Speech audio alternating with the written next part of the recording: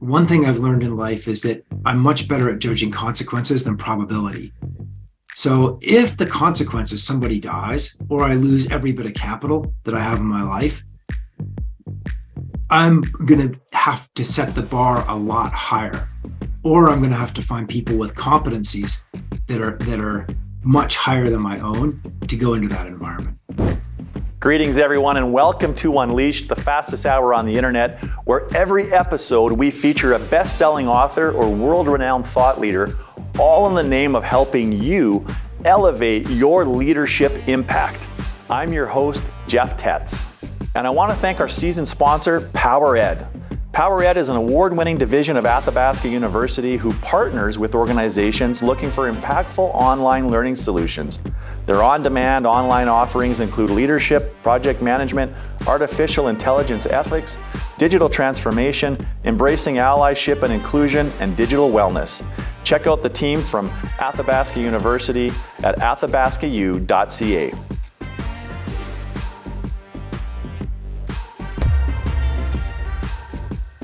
Well, today we have got a real treat. I'm going to be joined by Will Gadd, who is one of the top adventure sport athletes in the entire world, and he lives right in Canmore, Alberta, and he's been at it for more than 30 years. He's safely led numerous large TV and research expeditions into highly dangerous and rewarding environments.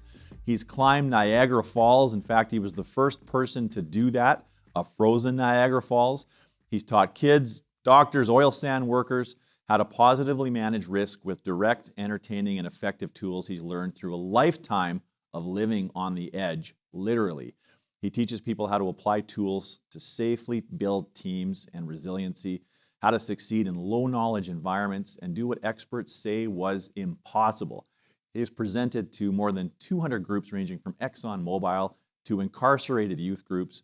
Most recently, he and his teams have found new life forms in glacial caves for a Discovery TV show, and he helped a planetary scientist sample the world's oldest rocks in Canada's Arctic. It's my pleasure today to welcome Will Gadd. Will, it's such a pleasure to welcome you to Unleashed. Great to be here. Thanks for having me, Jeff. Appreciate it. So tell us, where are you in the world today?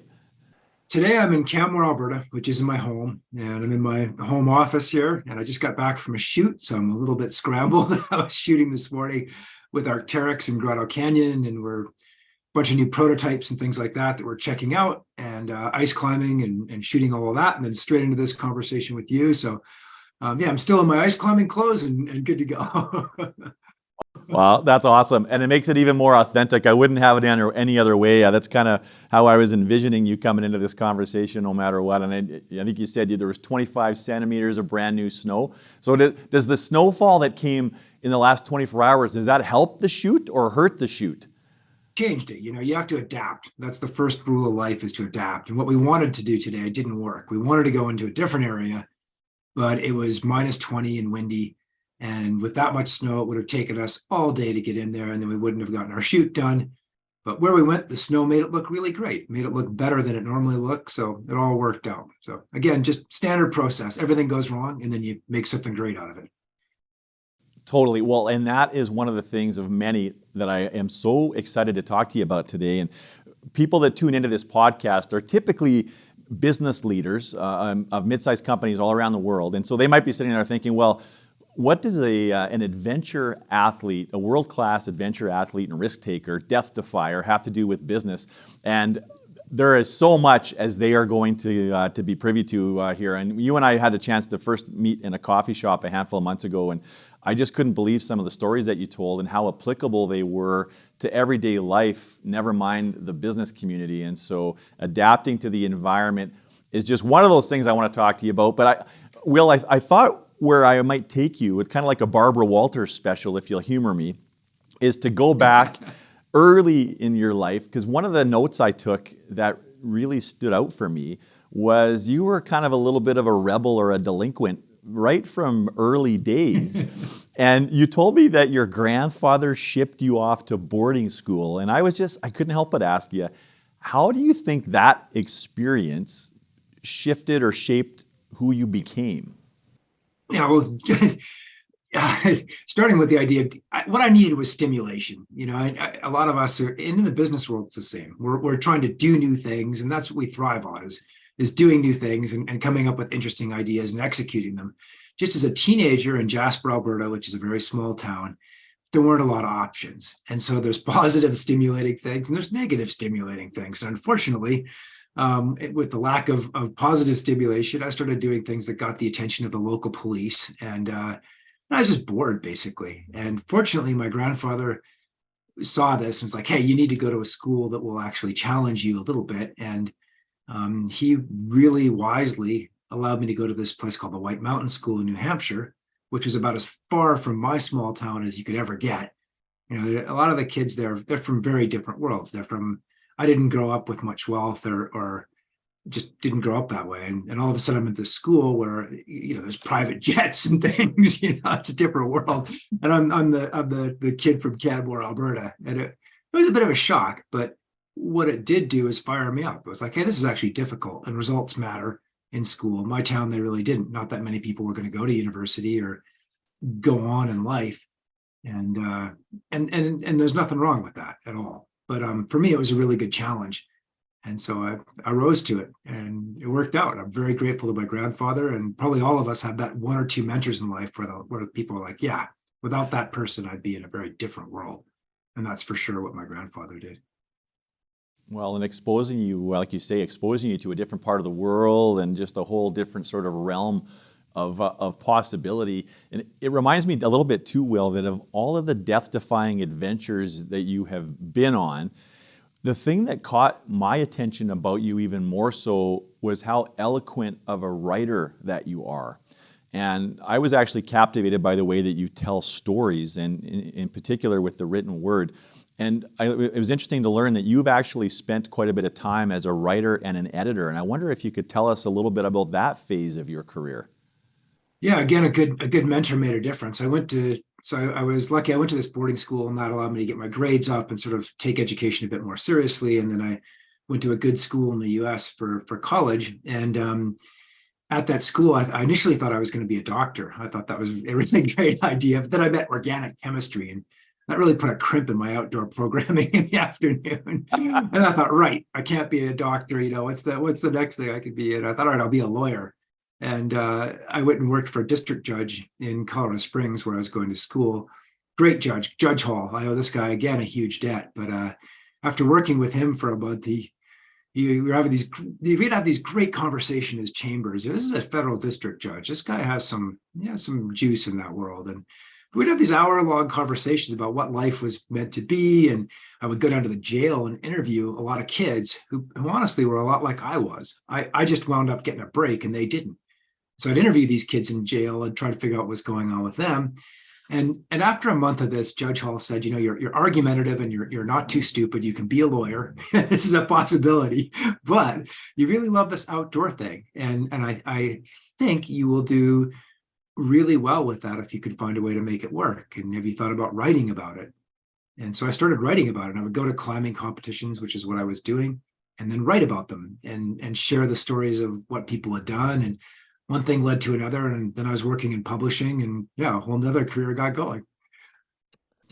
Well, and how long was that a full-time job for you, working in publishing?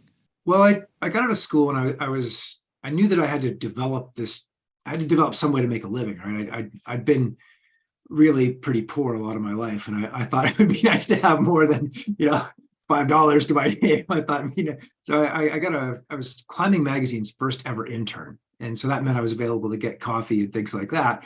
But it was great. And again, good mentors there. I really listened to them and learned how to write there. And then started working at other magazines, more general sports magazines, still outdoor oriented, but running and mountain biking and road biking magazines. And one magazine I was working at, I was the editor at that magazine, and the magazine kept getting smaller, which really put a crimp in my editorial. I was like, we need more. So I went into the boss, the guy who owned the whole company. He owned a fleet of magazines, and I was like, hey, I could use some more space for my editorial. What can we do about this? And he said, well, that's a good question, and you're now the publisher. And I was like, what does that mean? It's like, you got to sell the ads and run the ad sales team and run the editorial team. And the other guy just quit and he was doing a lousy job. So you're probably not going to do any worse. Let's see how you do. And I knew nothing about sales at that point. And I was an editorial guy, I wrote words. And all of a sudden I'm working with a sales team. And that was one of the best lessons in my life. I think sales 101 should be a huge part of every school curriculum, because that's, to a large part, what we're all doing every day. And I remember going, my first sales call, I went into this bike shop. This is a regional sports magazine. We have bicycle shop advertisers. And I go in there, I'm like, my magazine kicks ass, and it's great. And you should buy an ad. And he looked at me, he's like, you obviously know nothing about my business or what I do. And why don't you learn something and come back once you've done that? And he was brutal. And he was right. And so I went and learned about his business. And the next time I walked in there with my sales guy, we had an idea for him. It's like, hey, we put on bike races. Why don't you have a booth at our bike race? We'll do that for free. And we'll give you a little bit of a prominent placement in some of the things we're writing. And we'd really love it if in return you could help us out and do some advertising. And he was like, now you're talking. And that was the beginning of a great relationship. And that guy was, again, he didn't know it, but he was a huge mentor. And I had to listen to him versus tell him what he wanted. It's like, what can I do for you? And so next thing you know, I'm publishing magazines. And then I started magazines that went into college and university newspapers all over the US. And so that was sort of another division. And then I started an events company as well, because the events needed upgrading. So yeah, I'm in my late 20s in Colorado, and I'm running 3 or 4 divisions of this company, and things are going pretty well. It was a great education in sales and marketing, and just listening to people and giving them what they actually wanted for their businesses, and managing a pretty good crew of people, managing for a young guy, a fairly large staff. And yeah, there you are. I was in the business world. I didn't start out to do that, but there I am. Well, and so it sounds like you were sort of building a bit of a career path for yourself there. So some might say, well, why didn't you sort of stay on that more business path? Was becoming an adventure athlete always a goal of yours, or was that sort of an accidental discovery? So at what point did you have that sort of epiphany that, whoa, there is another path for me and I'm going to take that? I think we all wonder in life, like, what could we be if we just taken that opportunity or tried to do something? And I've always tried to take opportunities as they're presented, whether it's being a publisher of a magazine, running events. And another thing that I'd started doing in that period of my life is I started a qualitative market research company, mainly for big footwear companies. And this started out, Nike was like, there's this new thing called trail running. Do you know anything about trail running? Can you get together a group of trail runners and talk about trail running? I had no idea that there were these things called focus groups. And next thing you know, I'm running focus groups for Nike and Reebok and Fila and a bunch of other big footwear companies. And through that, I started interacting with their athletes and understanding what athletes did for these companies and what their value was and why. And then I sort of was about 29, and everybody has this moment in life where you're like, you have opportunities. Should you take it or should you stay on the safe path? And Fila actually offered me a little bit of a kind of a retainer to work on their footwear product and run some qualitative market research, and then also be an athlete and work on some new clothing they were designing. And I just had to wonder, like, this ice climbing thing that I'd loved ever since I was a kid, and this mountain stuff, how good could I get at it? And was there a way to make a living at it? And I thought about it, and I was like, I think there is. And then there's this thing called the X Games, and I placed 5th in the first X Games for ice climbing. First was like $10,000, second was like 5, and I placed 5th. And, I think I got like a set of steak knives, right? It sucked.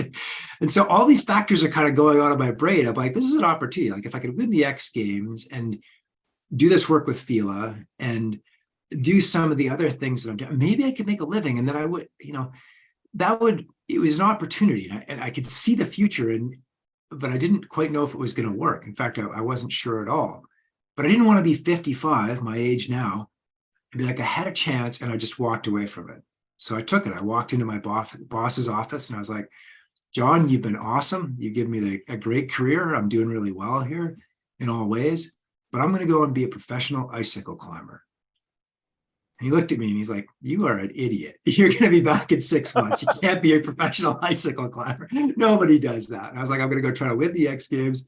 I'm going to sell everything that, I've got this brand new fancy car. I've got this house, and I'm going to just devote myself to this. This is what I want to do. I want to give it a shot because I don't want to be in my 50s or something and looking back and wonder what I could have been. Could I have won the X Games? So I quit. And yeah, everybody's like, you're crazy to do that. You're a nut bar. It sounds to me like you were leveraging something I like to call anticipatory regret, you know, kind of fast forwarding to your future self. Something else that you said there really is something I think a lot about too, is I think there is something to be said for finding your calling in life, if you're lucky enough to find it, or finding your unique talent or gift. Oftentimes means going back into your childhood and thinking about the things that really made you come alive. And it sounds like you did that with ice climbing. I mean, what's your earliest memory of ice climbing? In the backyard of my house, an ice climbing wall, because my dad had gotten into ice climbing and he wouldn't take me ice climbing. He's like, that's too dangerous for kids. And that was a good call on his part, actually. So I built this wall in my backyard and iced it down with my mom's teapot. And this is in Canada where it's really cold in the winter, right? So iced this wall down and I'm climbing the thing. And just as I got near the top, the world started moving in this odd way. And what had happened is the wall was falling over, this sort of collection of snow and stuff had stacked up, and it fell on me and buried me. And I should have quit ice climbing right there. I should have been out, but I just thought it was so cool. And so I got more and more into it in high school. And that was the positive high stimulus stuff I had in high school, was climbing and was kayaking. And again, great people who took me out and made those sports available. But that wasn't a career. You couldn't be a professional outdoor sports athlete, right? You give your choices are doctor, lawyer, or I tried both of those, they didn't work out. And now I was writing about them and covering them. But then again, when I left that job in Boulder, you know, everybody said you're crazy. That company was sold 6 months later. And everybody's calling me up going, what are you doing now? And I was like, I haven't really figured it out, but I'm writing a lot again, and I'm willing to like paint houses, which I did, you know, going from a pretty high stress, real professional job. I was like painting houses. But that year I won the X Games and I won 2 events. And so like $20,000, when you're living in your van and you win $20,000, you're pretty much set for like at least the next couple of years, which at that age was as long as I was willing to think anyhow. So yeah, and it was off to the races after that. I became the world's first professional icicle climber. And Will, what was that experience like for you? So you're living in that van, you're winning the X Games. Like, did you worry about what was going to happen next? Were you stressed out, or was it just like, did you feel like you were just completely alive? Well, I felt completely like when you execute something cool, that's like for me one of the best things in life. You have an idea and then you figure out how to do it, and there's a lot of opposition. You battle through it, and most of the opposition, at least that I see, is from the individual person, whether it's me or somebody else. Like I thought you couldn't do that. You had to have this sort of career of some kind, and it had to be in a certain way. And I still think that, and I'm still pretty driven, but it's overcoming that internal opposition to taking that risk. It would have been a lot safer. I had a great job. You know, I'd have continued to run magazines, develop companies. That would have been a lot safer. But winning the X Games is pretty damn cool. When that's an experience. And then going and doing the filming and the other projects I've been able to do since then, that was the upside of that risk. But I had to take a big risk, and very few people thought it would work, including me. I was like, but I was willing to try. And the older I get, the more I appreciate those moments in my life, and then other people's that I'm now mentoring, where they just try. Like that spark and keeping it burning is just everything. Well, and it's interesting even too that the safe bet, if you would have stayed in your day job, that wasn't even a safe bet. That in some ways might have even been riskier with the business being sold 6 months later, unbeknownst to you. So you would have been living life maybe on somebody else's terms or playing it safe, and the safe bet wasn't, as it turned out, the safe bet anyways. Will, I saw a quote that reminded me of you last week, and it was from James Clear, and it basically said that if you want to be in the top 1%, you cannot follow 99% of people. And I wondered, what are some of the things that you have done in a unique fashion to attain the level of notoriety that you have? But I've never sought out to gain notoriety, either locally or internationally. And the reality here is, like, if I'm in my local town, people recognize me. And we had a really nice interaction with the owner of the restaurant. It's like coming over. This is real. It's a nice thing, but I can still walk through airports most of the time, and I'm going to be okay. But I never really wanted notoriety. Notoriety has been a byproduct of this, and I've done some interesting things. Climbing Niagara Falls kind of puts you on the international stage, but notoriety is a byproduct. That's not the goal. The goal is to do the coolest things I can think of doing with the best people in the most interesting places and survive. Like, to execute cool ideas. Same thing I did with every business project I've started. I also started an ice and mixed climbing app, which tells people where to go and has GPS traces, and that's done really well. But it's the same process. Like, it's a risk to start that. The safe thing is to do nothing. But if you do the safe thing, then you get nothing. And it's actually way more dangerous. So a lot of the work that I do with companies now is encouraging them to take risks. Because right now in many corporate environments, you don't want to stick your head up. You don't want to take a risk. Because if it goes wrong, you're going to get beheaded. And people are terrified. But it's the people that, as you mentioned, that 1% that will take the risks that actually really change things. So I think oddly we've become so risk averse that the downside is becoming ever larger. We've got to keep taking those risks, even though they're uncomfortable. Nothing I do is comfortable. I'm not like, I'm going to go hang on an icicle. This is going to be easier. I'm going to start a new business. It's like, this is going to be interesting. And the result is worth that risk. Well, and when you say the safe bet, when I think about a business analogy, I think about status quo. And there is a certain point, I think, in most people's lives and in most corporate life cycles where instead of innovation and creativity and risk-taking, it just becomes an act of preserving what we have. And we know that every day, there's tons of research on this. And if we're just focused on preserving what we have, it's sort of a slow death of 1,000 cuts that's slowly going to whittle away to nothing, I think, for most of us. So it occurs to me that if we're going to embrace this courageous mindset, this risk-taking mindset of ingenuity, of creativity and innovation that's going to keep us fresh and relevant in the marketplace, we have to be able to find a way to be comfortable in that risk. What are some ways that maybe you have done yourself, or some ways that you teach groups on embracing uncertainty or embracing that discomfort of taking risks more often? I could. What you just said is interesting at about 5 different levels. So I love that. And I would come back on about 5 different parts of that. But I think one of the things is to realize that taking risks is not meant to be comfortable. And that's okay. I think often right now, the whole idea is to be like happy and comfortable. And both these things are not going to last very long. Like, if you're a driven person, or even if you're not a very driven person, but you value growth, then as soon as you get what you're seeking, it's human nature really to seek the next thing, because everybody who goes, well, I've got enough grain now, I'm just going to sit here. They didn't get enough for their families and everything else. Like, satisfaction is not very much fun. It's fun for like 10 minutes. And then what can we do that will allow us to grow? How can we be better?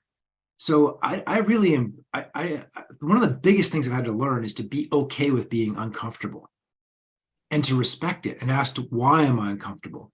Is it just because I'm worried about things that I can actually resolve? Or is this actually a threat to my existence, either financially or in my case, literally? What I do, people shouldn't do. It's really dangerous. But if I'm out there and I go, right, I'm scared because, I'm worried I'm going to look bad in front of the camera today, I'm not going to be able to function. And I have to deal with that before I can go on. But I have to accept I am never comfortable in front of the camera. I'm never comfortable starting a new project, but I have to do it anyhow.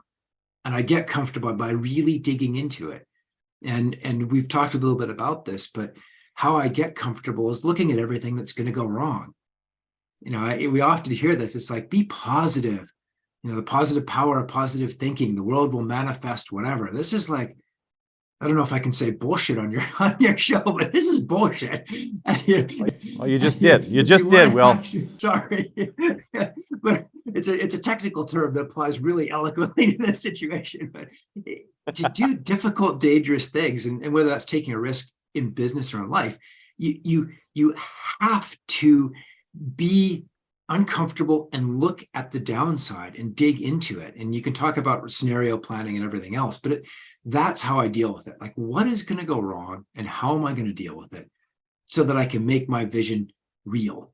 If I'm just thinking happy thoughts, like, I'll get a new ABC or whatever, that's not it. How do I make things happen and what's going to take me out?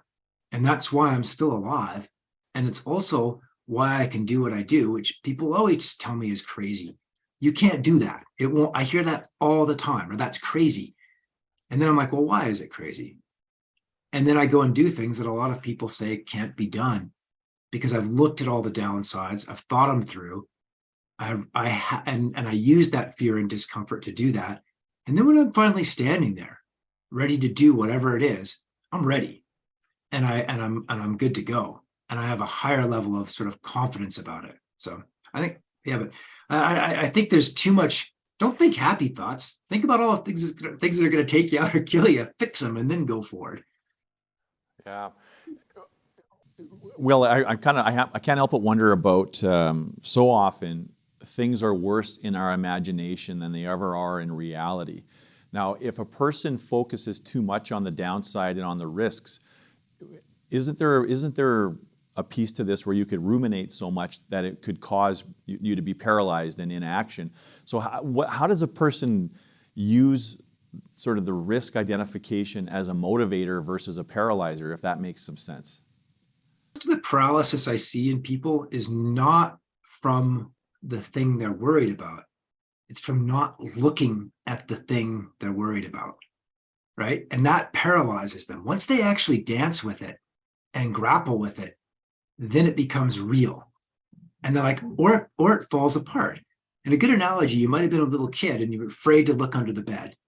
You're like, there's a monster under there. And we kind of laugh about these little kids, but we all do this in our own lives, right? We think, oh, I can't do that because, I might lose my job, or this ABC might happen. But you actually look at that and dig into it. It's like, well, do you have good skills? Can you get another job? Would it be the end of the world if you did actually lose your job? How would you deal with that? And it's like, well, I've actually saved up some money here, or maybe I do need to save up some more money before I take this risk. I need to do a little bit better planning. And then you start dancing with that fear. And again, it's being a little bit, instead of just accepting that uncomfort and being like, I can't take these risks because they're uncomfortable. It's like, I'm going to dig into them. I'm going to dance with them. I'm going to look under that bed. And that 12-foot tall monster underneath my 4-foot childhood bed, it doesn't fit. And you kick its ass just by looking at it. And I think, but that takes looking under the bed. And that's where most people get stopped, is they don't look under the bed. They just let the monster get bigger and bigger and bigger, and then they can't do anything.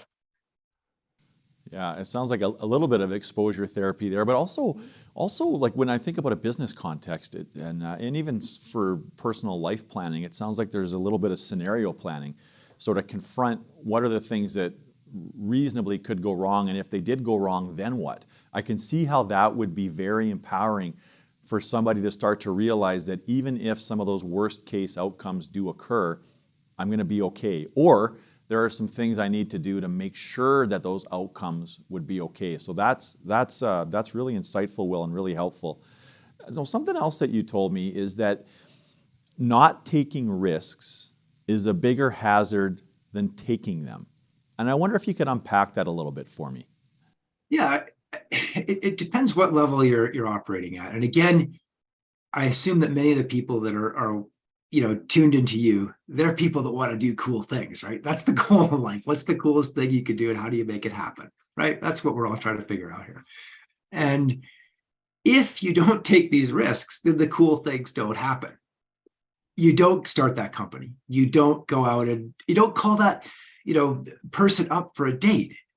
That's like, the best things in my life are like my kids and my relationships with other people. And those were all risks, right? We took them and we got great things as a result. So long term, if we don't take those small risks along the way, or even some of the bigger ones, then we end up with a really boring and unhappy life where we've taken the path of least resistance. And as the song says, it leads to the garbage heap of despair. But you look at those companies that didn't take any risks, and there's, every year, thousands of companies globally fail, not because they took a risk. They fail more often because they didn't go out and actually try to innovate and do something new. A lot of the companies that I used to work with, they don't exist anymore because print magazines died. And they're like, well, just ignore that digital thing. That's not going to be anything. I remember thinking, that's probably not going to work. That which is ignored gets larger, whether it's a fear or a competitor or whatever. So you got to grab that stuff and wrestle with it. And that's what I try to do. And then again, listen to those fears. Don't ignore them. And as you spend more time being uncomfortable with fear and uncertainty, you get better at parsing it, in my experience. So when you're a kid, it's the monster under the bed. But as you get older, you're like, well, can I do a spreadsheet on this? Is that actually going to happen? And the spread, you look at it like, no, that's not going to happen. I will get a call. Somebody will call me. I won't lose all my money. Worst case scenario. And can I live with that outcome or not? And it's working in that, in splitting those risks up. So yeah, I think not taking those risks absolutely is going to lead to the garbage. How many companies from 200 years ago are still here? Yeah, not many. 3? Yeah, not many. There's not many. Yeah. So, you have to change and you have to innovate, whether you like it or not, to survive long term. Well, and we're surrounded by stories every single day if we start watching for them where somebody took a risk that led to some kind of joyful story or life experience that they never would have had otherwise. And if you're reminding me of about 28 years ago, it was a couple of years after my grandfather passed away. My grandmother was on a casino bus trip and they were down in Nashville. And there was a gentleman who was also recently widowed. And he took a shining to my grandmother, apparently. And so as the story goes, he took a risk by going to buy her an ice cream cone and then coming to sit on a bench with her just before the bus was boarding to come home. And they ended up being married for 25 years. And he just passed away last year. But anytime I'm sort of stumbling with taking a risk that I think could lead to a better life experience, I think about, if there's such a term, my step-grandfather Bill, who bought my grandma that ice cream cone, and imagine what he wouldn't have experienced had he not just taken that little risk. And also in his mind, he's probably like, she could say no, she could slam the ice cream. Like, what's the worst case scenario here? He loses his $2 on an ice cream or whatever, and she says no. But that's painful. That kind of thing hurts when you get knocked down like that. And maybe that was his 10th ice cream, right? You got to be okay. I was going to say, if she said no, I think he was going to buy it for the woman that was sitting beside her on that bench. So yeah, I think you're right. So getting comfortable with that rejection, and that was one thing I sure learned in sales. It is to a certain extent a numbers game. You got to make those calls, and you got to be okay with people saying no, or and you've got to up your game. But if you don't do that, if you don't take those risks, then nothing cool happens, and it tends to be kind of limiting. You're like, well, that hurt last time. And if you've done it 10 times, it hurt. Yeah, it still hurts. But, you're like, the next one's going to hit and you can stand up again. So it ties into resiliency. And that's an awesome story, by the way. And sounds like you had a good relationship, and that's a cool thing too. Yeah, he just passed away a year ago. So it was top of mind. Will, you're taking groups out into what I would call low knowledge environments all the time, or dealing with uncertainty, however you want to phrase it. What are some things that you have learned over the years work really well when taking a group into a low knowledge environment to make sure that you come out safely? Because I think there's a very powerful takeaway, at least here, for teams and organizations that might be tuning in. I mean, there's a lot of ways to deal with those low knowledge environments, and they loop back to a few key ideas for me. The first of all is to be humble enough to say, you know what, I don't know what I'm doing here. That's the first thing, is to go, this is not my area of competency. If somebody calls me up and says, hey, I want to climb a frozen waterfall and you're going to guide me, that's what I do. But if they're like, hey, I want to go and do a TV commercial on icebergs, I know a lot about ice, but I don't know very much about the ocean. And I need to be humble enough to say, you know what, I don't know a lot about that, but I can gather the resources together to go into that environment. And if I were just all positive power, positive thinking, I'd be like, yeah, dude, no problem. We'll work this out. So the first thing is to be humble, and to know yourself in the Shakespearean quote well enough to recognize that, and to not just run on bravado, to be like, all right, we're going to have to actually figure this out, and then go slowly. If it's an area that I'm an expert in and I've spent a lot of time developing, skill in, then I can move a little bit faster. But when I'm almost all the places I go into, I don't know what's going to happen there. I don't know what the hazards are going to be. So I have to slow down. I have to do good research. I have to do really good planning. I have to think about all the possibilities. And then I have to call people up if it's a glaciology project and find out the best possible information. But huge amounts of information gathering and humility. And this can get intellectual really fast. But if there's an outcome that I want to take, 50 people into the Arctic and make a film in the Arctic. It's a place I've never been. The intellectual model I use for that is internal understanding times external understanding equals outcome. So how well do I know myself? How accurate is that knowledge about what I can do, what I can't do, where I'm good, where I'm not? And then the environment that I'm going into, everything from the people that I'm going to take, how well do I know their competencies? How well do they know them? Who am I going to take? I don't know anything about Baffin Island. Polar bears, I know they have a front and a back end, but beyond that, I'm not a polar bear expert. I'm going to need somebody with polar bear expertise to operate in that environment. And again, I'm trying to make it, I'm trying to improve my external understanding continually and improve my internal understanding. And if one of those is a 0 and the other one is a 10, it's still a 0. And where I want to be in that equation of internal times external is like in the 90s. And I'll actually do this numerically. I'll be like, if, I really understand this environment and I understand myself in that environment, and I've got the skills and competencies to operate there, that's like an 8 or a 9. And then if I'm going someplace and I don't understand it, or I'm, going to gamble $1 million of somebody else's money, which I'm sure in your world sometimes isn't that much, but in mine, that's still a lot of money. It's like, I don't want to lose that. And I'm only a 2 or a 3 in there. I need to get that to like an 8 or a 9 before I'll go into there. And I'm not just hoping for the best. I'm going to sit down and think lots of negative thoughts, and I'm going to gather expertise. Then when I go in there, I've got a much better shot at getting an outcome that I want. I love the formula, but it still seems a little subjective. So how do you know with confidence that you've gotten it to the threshold where you're ready to go? Depends on the project, and again on the consequences. One thing I've learned in life is that I'm much better at judging consequences than probability. So if the consequence is somebody dies or I lose every bit of capital that I have in my life, I'm going to have to set the bar a lot higher, or I'm going to have to find people with competencies that are much higher than my own to go into that environment. But like your ice cream story, he gambled $2 on an ice cream. He didn't know what the outcome was going to be. And he got a 25-year awesome relationship out of it. I'm willing to go with a low number on that one. I'm willing to risk $2. But again, I don't know what the other person's going to do in that situation. So that's maybe a 0, but I'm willing to risk that. But if it's like all of my money or somebody else's life on my team, because I'm going into very hazardous places, then I'm going to slow it down a lot until I've gained that knowledge. And what I value in the people that I go into these environments with is not their sort of belief in themselves. What I value is people who are realistic about what they can do, what they can't do, and positive about working together. I'll take somebody who has a really clear level of self-knowledge and clear level about their competency set way before I'll take somebody who's hyper-confident.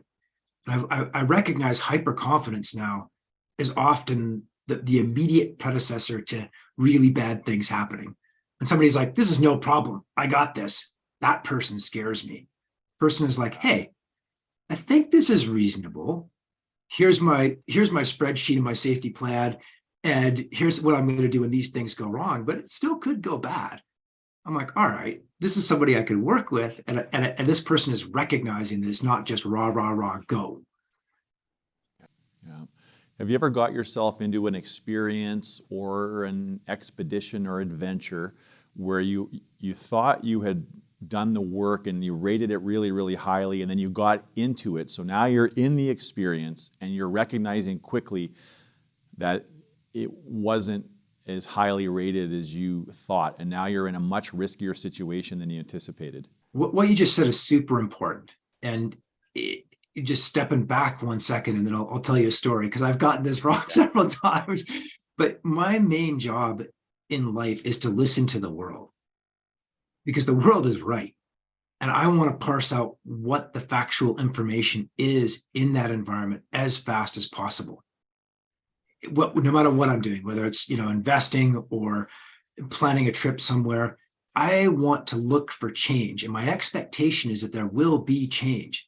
It's not that things are going to be the same as they were, or that I've been told that they are. When I go into a new environment, I'm on the lookout for things that are different, because that's going to enable me to make decisions. I'm not like, all right, we have the team for March. I'm like, what's different here? I've been told that, icebergs are super stable. They're not. These things roll over all the time. And you know what? There's 50 polar bears in this island that there aren't supposed to be polar bears on. I could say, well, we'll just keep going forward, team. But what I'm likely to do in that environment is go, hey, let's step back. The world is giving us a message here. We need to listen to that and reevaluate and come up with a better plan. We're going to go in groups of 3 on this island, and we're going to have somebody who's armed with us. We're going to develop a new plan. We're going to adapt. And that is what I value as I get older more and more and more, is people who will see the environment clearly and adapt to it. That's what I'm really interested in. So yeah, I've been on a lot of trips. None of my trips ever go according to plan. None of my business ideas have ever gone according to plan either. I thought I'd start an app and it would take like 3 days and I'd spend $5,000 on some app developer. No, that did not go that way. Not at all. But you adapt and you figure out what actually is. And then you go forward and, I scrap a lot of things. When they don't work out, I'm willing to lose $2 on an ice cream cone, but I'm not willing to kill somebody on one of my teams. So I have pulled back from trips. Yeah, it's making me think a little bit about the black swan theory. And then we do all of this, we do all this contingency planning and risk mitigation planning. But the problem with that is you can't see the unforeseeable. And I wonder, Will, in your experiences, how does a person get a little bit better at recognizing the unknown unknowns? Yeah, I love that Donald Rumsfeld quote. When I first heard that, I thought, there's the things we know we don't know, the things we know we don't know, and then there's the things we don't know that we don't know. And I was like, Donald Rumsfeld, that made no sense. And again, the older I get, the more I'm like, that's brilliant. So it is the unknown unknowns. But you can either have the attitude when you go into a situation that you do know a great deal about it and you're an expert, and so it's all going to be fine.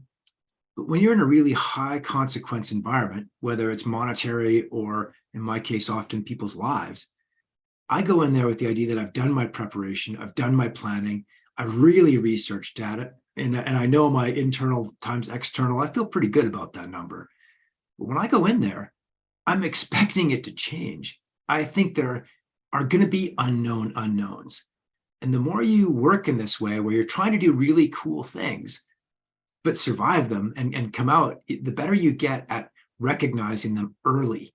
And that's the most important thing, is to, again, if you think you're the center of the universe, who cares what the rest of the universe is doing? But if you're like, the universe is the most important thing, and my job is to figure it out, then you can do cool things and survive.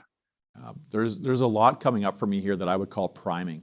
It sounds like you have, over the years, you have done a masterful job of knowing exactly what kind of a mindset you have to be in going into some kind of an adventure or experience, so that your mind is going to be attuned to the things that it needs to see, and hopefully that will be enough to pick up the most dangerous situations. Or I mean, imagine, let's talk about it the other way though, Will.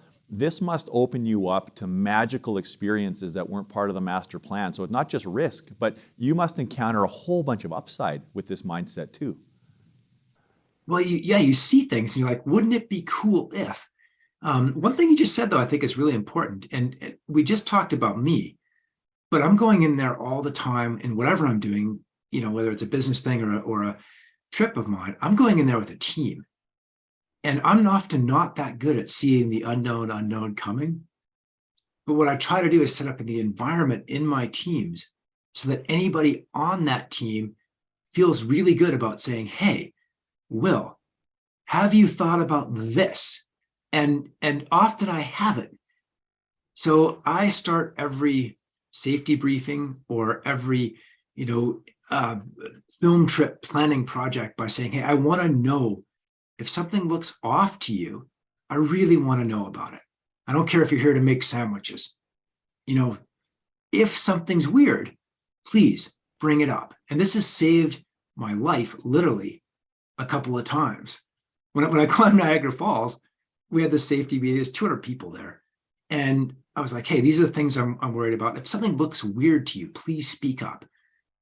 And, there's everybody there from really hard ass New York State cops, it's just to squirrels, ADD film people that I'm managing as well. But I want them all to know that we're lifeguarding each other in this environment. This is really important. And if anything seems odd in any of those environments, let's speak up. So I'm climbing up and down Niagara Falls, and this voice comes over the radio. It's like, hey, is there supposed to be a big hank of rope hanging below you? Well, no, there's not. And one of those New York State cops saw that and brought it up. So it's not just the leader that needs to be tuned into things. It's everybody on the team. And then you get a much bigger web. And to your point about the positive, the same thing happens. I get emails all the time from people like, hey, we have this thing here in our country. And are you interested in maybe coming and doing something with it? And I'm like, I sure am. Or I read about something like, it was something completely weird. One of my last trips, I read an article in the Globe and Mail about this really interesting person who wanted to do geologic research in the middle of a cliff and nobody would go there. And I was like, that sounds interesting. I will go there and do that with you. So yeah, being attuned to things being both different and possibly really interesting. And going and seizing those opportunities as well. Yeah, and Will, you just touched on something that was the primary reason that I first became just totally enamored and curious about your work and who you are as a human being. And it's the concept of psychological safety. And this is something that's paramount for anybody that's part of a team, because it's one of the most predictive indicators of a high-performing, successful team. We've had Amy Edmondson on the program before from Harvard, who's the certified expert in psychological safety. And there was a quote that I actually use of yours in a lot of presentations that I give, which is basically, hey, I've been doing this for a long time, but you will see things that I do not see, and you must speak up, because if you don't speak up, you're kind of putting the whole group in danger. And I know I'm paraphrasing it.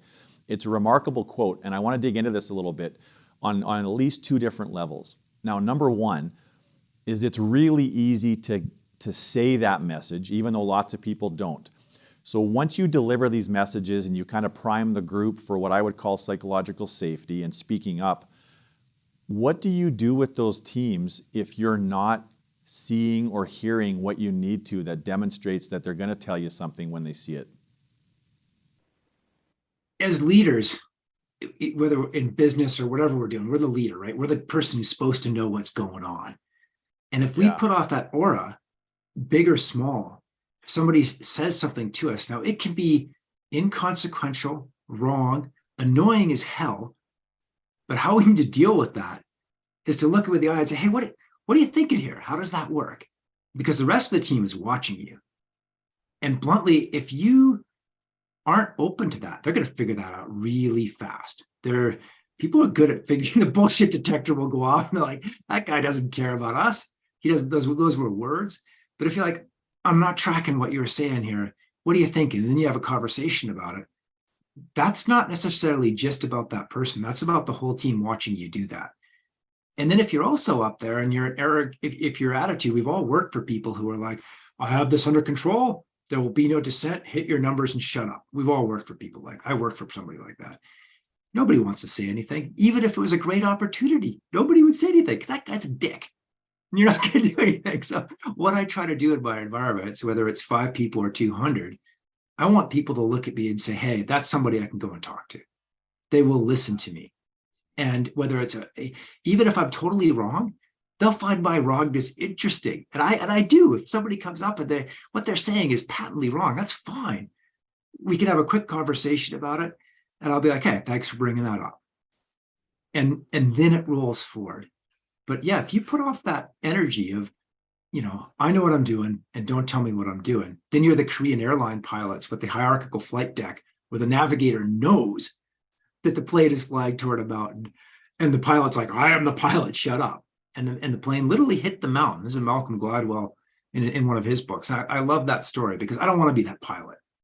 I want to be the pilot that says to the navigator, and why do you think there's a mountain in LA? And the navigator says, well, I've got it on my chart and I could see it on the radar. I'll be like, thank you very much. You are the man of the day.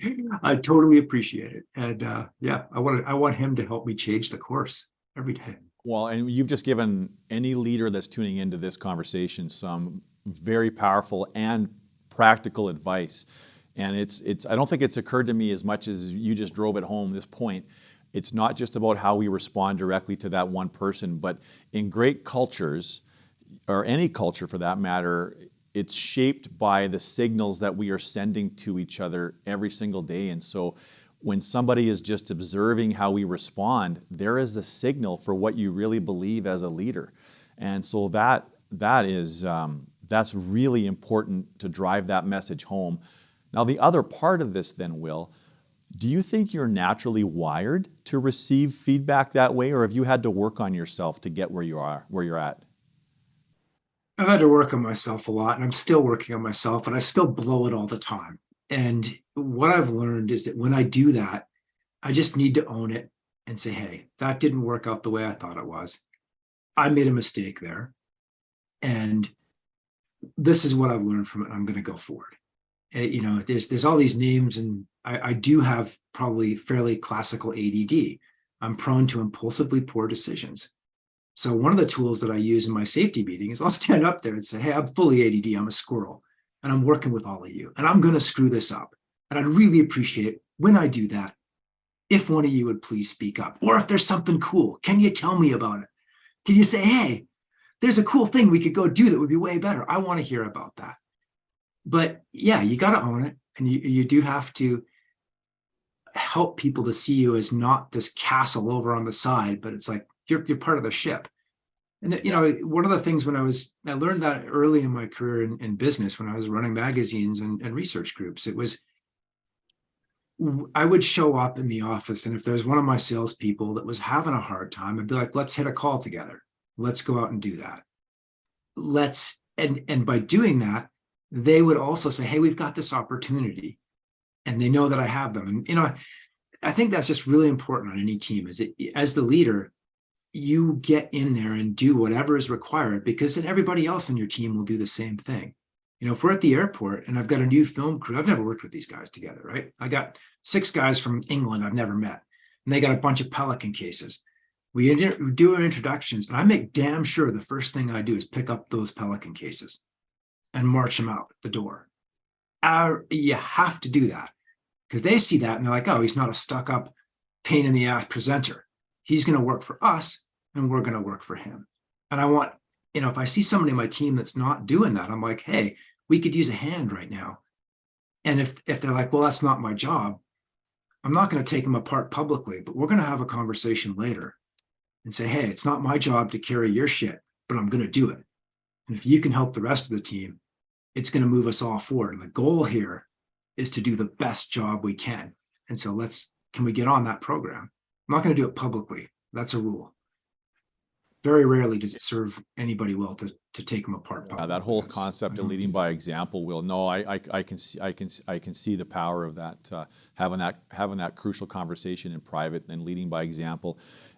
There's a couple other things that you're doing in there. I think at least a couple of other things, and it sounds like you're doing a wonderful job of stage setting, and then you're also showing up as a fallible leader. And I think that's what we've learned in recent years is the type of leaders that people admire the most are fallible. They're not the ones that have all the answers. They're confident, they have a plan, but there's a lot of humility in there. What is the motivator for you to show up that way? Because there must be something that's pulling you towards, hey, I want to be humble, I want to be real, I want to show up as a person that makes mistakes despite all my credentials and past experiences. What are some of those things that compel you to show up that way?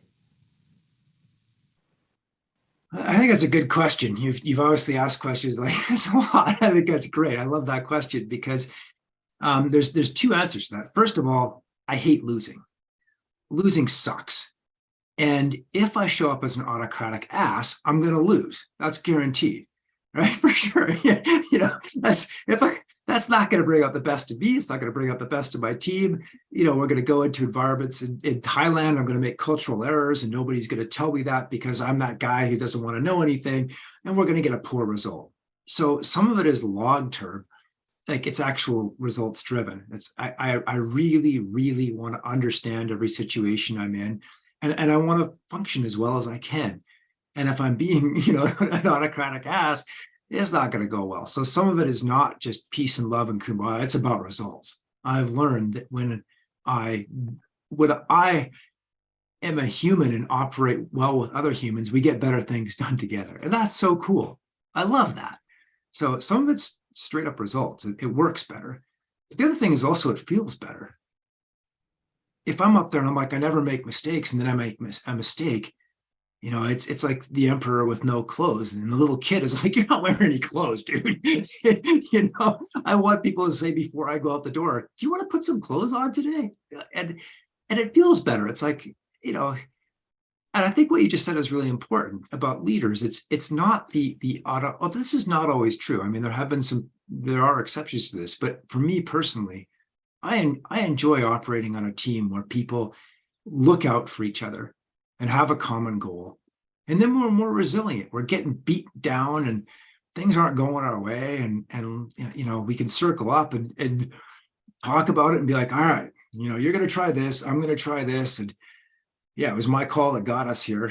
And you don't have to be perfect, which is quite a lot easier in life. You just have to be willing to try. Yeah, and I think that's poignant, because you could sit back and say, okay, he shows up, he's very vulnerable, he's humble, he creates these safe environments.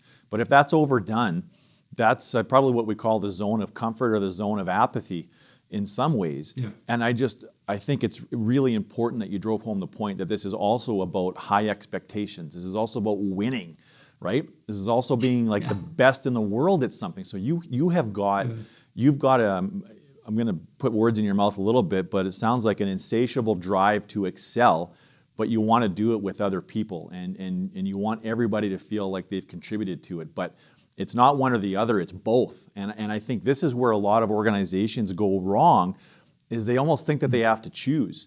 And that is not at all the message here. You can win, and you can have very psychologically safe and inclusive environments. And I think that's good news for everybody. Yeah, and realizing it's an actual benefit. Like, I'm not interested in safe and psychologically comfortable environments because everybody feels better. I'm interested in them because they get better results. Like, I don't want everybody to feel happy and comfortable just because it feels nice to be happy and comfortable. It's like, I want us to like do well. We're doing high consequence, intense things here, whether it's whatever we're doing. So I want it to go well. I think one other thing, just to riff on what you said for a second, I'm not really interested in like beating other people. That is sort of satisfying some of the time. But what I'm interested in more than that is being better. Like, I've won a lot of competitions in a lot of different sports. Okay. I'm trying not to brag, but I have done that. I have that record. And that's nice, but I never rolled into any of those competitions thinking I was going to beat anybody. I don't play psychological games at competitions. I am there to do the best I can. And the rest is details.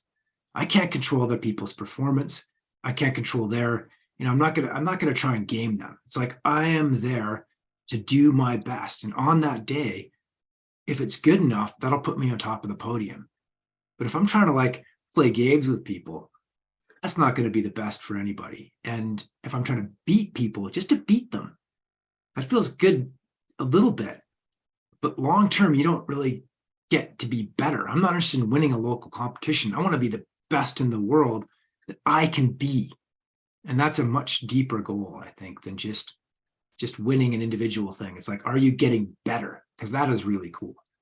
I think it's difficult long-term to achieve a state of lasting fulfillment if you're competing with other people, because somebody will always be better, younger, faster, stronger, more courageous, whatever it might be, have better access to resources. So I'm a big fan of the be better concept as well. And the only person I'm okay competing with in the long haul is myself. And I think if we can get to that place, we'd all be better for it. Now, I'm also imagining, I mean, I can appreciate how you lay out the risks in advance of going on some kind of adventure. And everybody that's in your group knows what they are, and so inevitably you get to that valley, or and then you climb up the cliffs, and you get to this place where they know they're going to be staring over this cliff, and they've got this fear of heights, and they freeze. How do you help people overcome fear in the moment? Yeah, I mean, there's lots of different types of fear. People often look at what I do, and I'm hanging thousands of feet off the ground. Like, you must have no fear. And no, I've got a lot of fear. I've got a lot of anxiety and stressed out. I don't like that. I did that the other day and I did not enjoy it, but I was like, okay, how do I make this work? And so again, if you try to tell people to overcome their fear, and I take special forces people out. These are like burly guys. They're, 200 pounds. They're go, man. They are go. And they'll be on the side of a mountain and they'll freeze because it's terrifying. And they'll be like, I'm gonna, I can't move. And they're really humiliated because for them, that's like a major failure. And if I told them, soldier, get your shit together, move, they're just gonna hang on tighter. And what I've got to do is walk up to them and say, hey man, what's going on? And they'll be like, I'm terrified. And be like, all right, what are you terrified of? Well, I'm gonna fall down the mountain. I'm like, fair enough. If you didn't have a rope on, that'd be a pretty good reality. Can you lift one hand up? And the guy's like, no. I'll be like, all right, how about one finger? All right. And then they lift one finger up and I'm like, all right, I'm going to take the rope really tight now on you. And I want you just, if you can, just stand up a little bit. And they stand up a little bit and they're like, start to figure out they're in balance and the rope's tight and they're not going to die. But our fears aren't rational. They're not going to be often overcome with these like strictly rational arguments. What they're really doing is going, all right, this person's watching out for me. And they're showing me how this stuff works. And we're in this together. And next thing you know, they're climbing again. But if I yell at them or tell them that their fear is irrational, fear doesn't listen to that kind of stuff. Fear is like, to give a graphic gesture. Fear is just going to laugh at you. It's not an intellectual thing. It's brainstem level. So again, you don't ignore it. You engage with it. And have them look under the bed a bit and just do what they can that's comfortable. And then pretty soon they're climbing. And I'm actually not worried. The person who scares me is not the person who freezes on the side of the cliff. That's pretty normal. Like, you should be scared. You're on the side of a cliff. It's scary. It's the person who's running around on the edge of the cliff and doesn't care. That person is a menace to me and to themselves and to the whole team. That person, I'm like, I very rarely had to do this. Usually I can work with people, but there are very, very rarely some people that I've just said, hey, this is, you're gonna kill me or kill somebody here, and let's have you do something that doesn't put you in these environments. But it's very rare. Most people can sort it out. And so, Will, that's an example of you coaching somebody through their fear, and I think that's got a lot of applications.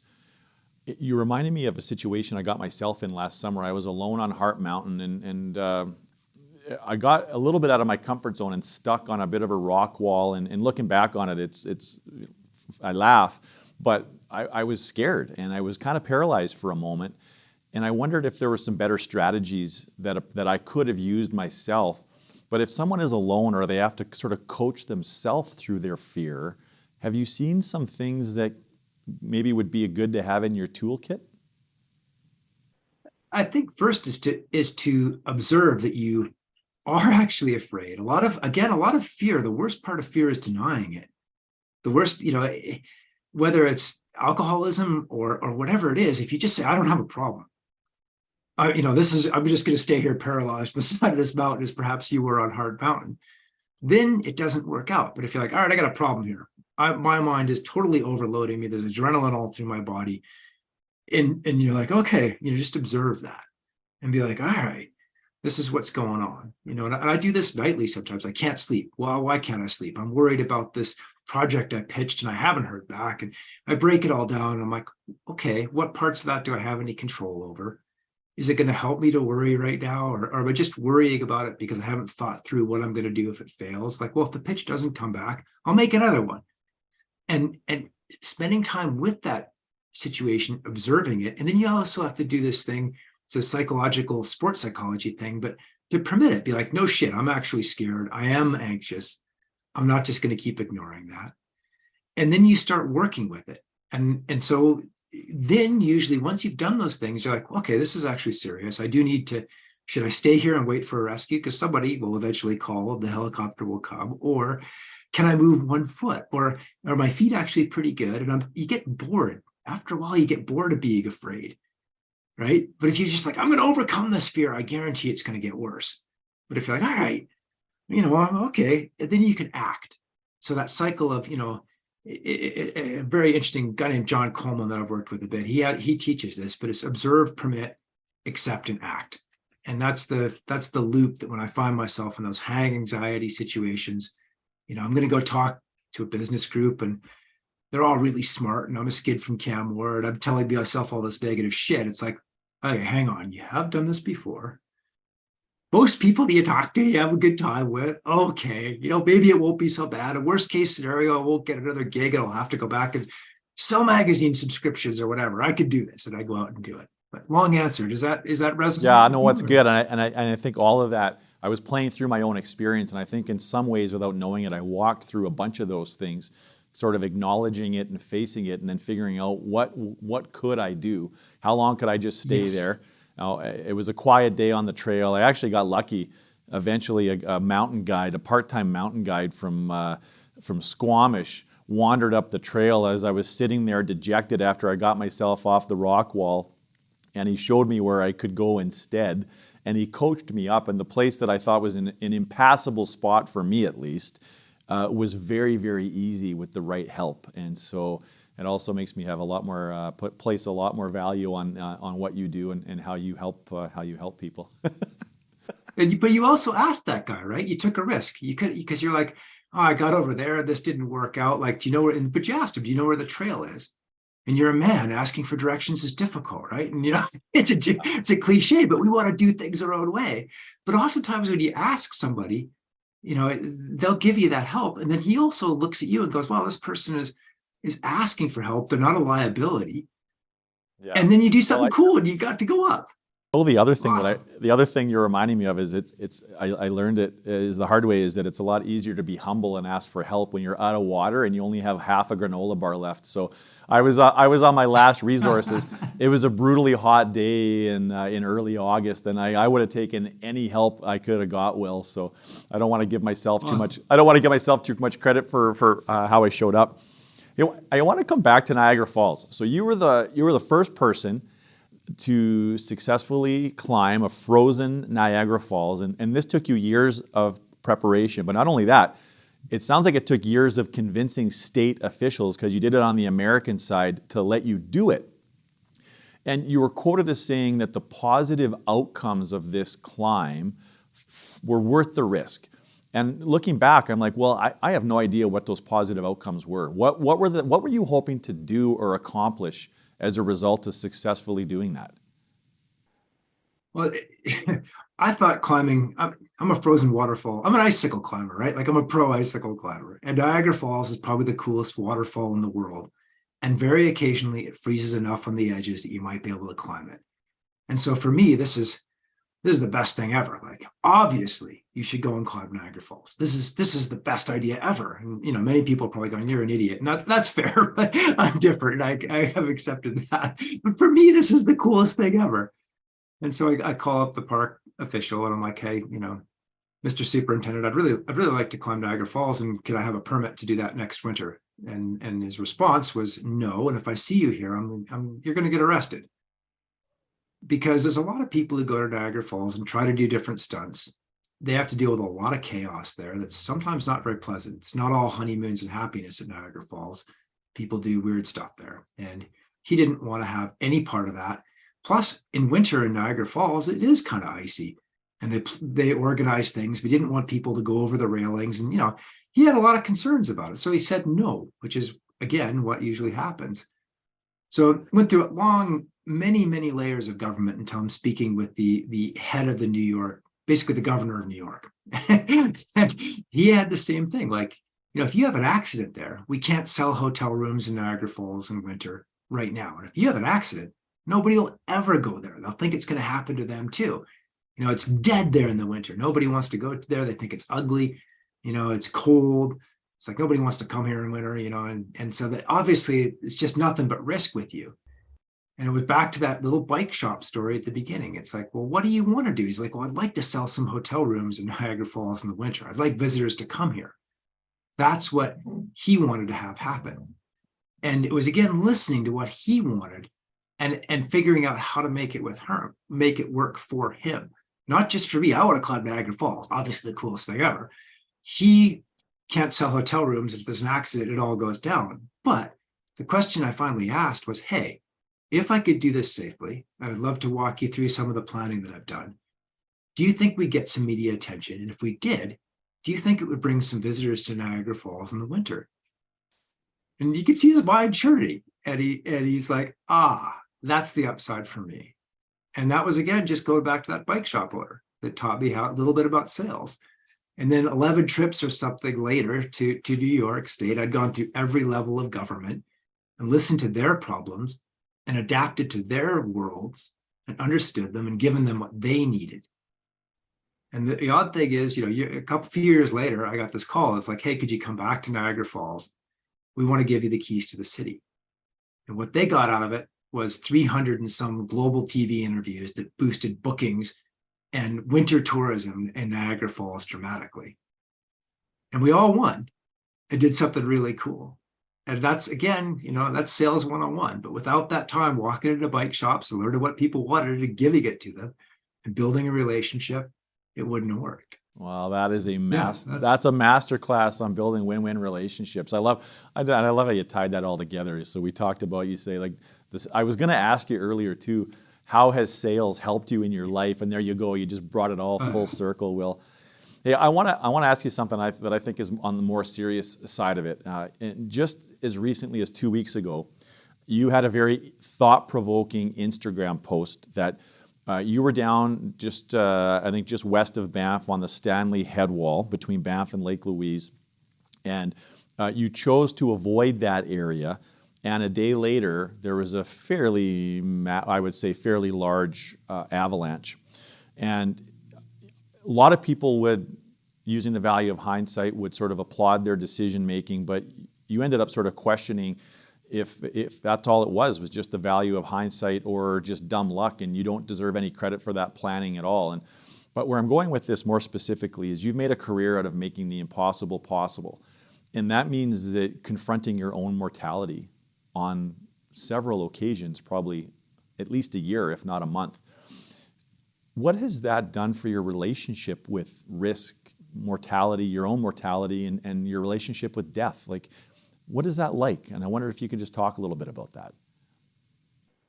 There's so many different things in what you just said. And I have sort of the current answer to that, but it's changed a lot over the years, both in terms of death and risk taking. And yeah, so probably try to break that down into a couple of different components, if that's okay to start with. Please, Will, yes. The first thing is I used to be really worried about sharp risks. And I think all of us are really good at worrying about sharp risks. We're driving along the highway and the car swerves toward us. We know what to do. We get out of the way. It's really simple. And we're like, wow, we made the right decision. We saved our lives. But then we go drive down the same road the next day and it's icy again. And we often don't think about that. And inevitably, we are going to have outcomes that are serious if we do things that are high consequence, be it driving a car or climbing mountains or whatever. And you have enough of those and you start to question whether you're going to live forever. And the answer is no. And then you start to question and think about maybe what are the things that are actually going to kill me?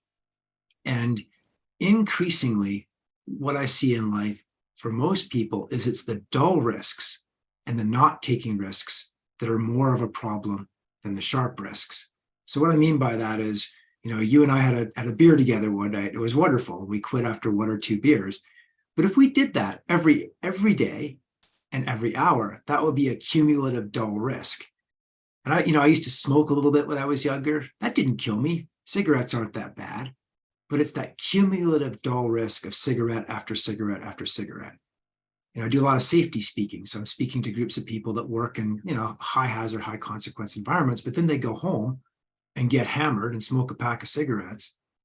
And they're very safe on the job, but it's those dull risks that add up over time. And so I'm much more concerned about those. I'm 55. My grandfather unfortunately died at 55 of heart disease from smoking mainly. And no one cigarette killed him, but that dull risk over time added up. So I'm much more worried about those cumulative risks now than when I was younger. There will be that car coming over the line. And how am I going to manage that? Do I want to be in a vehicle that has good safety features, drive a bit slower? That's a cumulative risk. The sharp risk is easy to deal with. I know what to do with. But planning through that is more important. Then also, I'm living at bonus years right now. My grandfather was a great guy, but every day it's like, how do I also want to live? I could do nothing, and I've got some degree of financial security now, but I could do nothing. But that isn't very interesting. That's not much joyous. There's not much joy in life. That doesn't light me up. It doesn't blow my hair back. So I'm going to do something different. I'm actually working on a couple different business things right now, and I'm excited about those because that will keep me from going into that depressed, and I get really depressed if I don't have interesting things going on. And I literally get depressed. I'm like, I've done nothing meaningful and I will never do anything meaningful again. It's like, okay, let's take a risk here and get things going again, either business or whatever. So sharp risk versus dull risk, and making sure we're not falling into that dull risk trap that leads to the end of your business in a depressed state and you're not psyched to get up in the morning and go kick ass. That's part of it. And then also part of it is to maybe realize we don't have all that much control. We favor the outcomes we want. We work hard for them. But some of the people who watch this, they might really enjoy a book by Annie Duke called Thinking in Bets. She's a pro poker player. Have you read this book or looked at any of her stuff? Yeah, we've had her on the program twice. I love her. Really? I love her. She's so awesome. I've never met her. If I want to meet her, if you can hook me up with an intro, I'd love that. Anyhow, love her stuff. And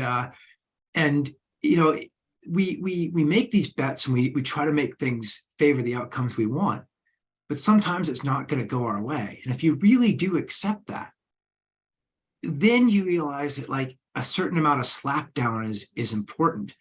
It gets you to the places where you're winning. You got to if you're like 80% certain that a business idea will work and you're right, 20% of the time you're going to get your teeth kicked in, but you got to get back up and go forward.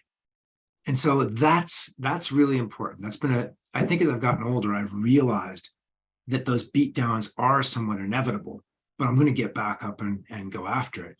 And then also life is uncertain. I could have gone into the Stanley Headwall, like you mentioned that day, and gotten hit by an avalanche. And in hindsight, everybody would be like, what was he thinking? Obviously it was windy, but we do make errors. And I think that's part of our earlier conversations. I do expect myself and others to make errors. We're not perfect. And to recognize that and try to build cultures, I'm really trying to change my outdoor culture right now to be more comfortable with poor outcomes. And by doing that, get better outcomes, not expect perfection, not expect things to always be perfect. And that's why I put that post up. I have a little bit of a platform and I want people to go, wow, he looked at that and turned around the day before, but it wasn't a sure thing. He had to think about it. And I wondered about it. Did I do the right thing? And the next day I got the sign that I did the right thing in the form of that avalanche, but often you don't, but you still have to do the right thing. So a lot of answers is so many things of what you asked that I could go on forever about it, but I just love that you asked it. Thank you for reading that. Yeah. Will you answer it? Well, that's a great answer. I mean, in any answer you provide, I just want your answer. So that's all that matters. And eloquent as always. You've changed my perception of risk. And I find myself, as you were sharing that story, coming back to, you could have played it safe and stayed in the publishing job and not quit and gone on to the X Games.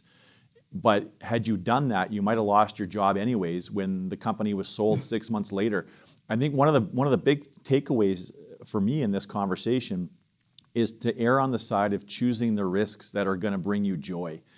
Take the risks that are going to lead to some uncertainty that are going to cause you to have to rise to the occasion instead of playing it safe, because even when you play it safe, there's always risks that are lurking. Life is just one big ball of luck and uncertainty in certain cases. So I think that you've really, if not reminded people, you're teaching people through this conversation and just how you live your life. So I want to thank you for everything you shared with us today. This has been an incredible conversation.